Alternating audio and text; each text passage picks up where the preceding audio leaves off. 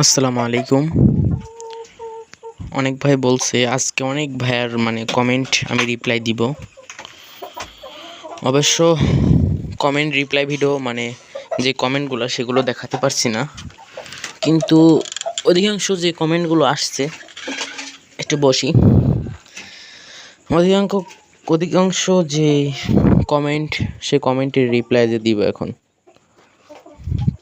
কমেন্টের রিপ্লাই হলো, প্রথম যে ভাইটা কমেন্ট করছে সে ভাইটা বলছে যে কোয়েল পাখি না সরি টাইগার মুরগি যেগুলো পিছনে আছে শর্ট ভিডিওতে দেখাইছিলাম, ওইখান থেকে দেখে আর কি এই কমেন্টটা আসছে।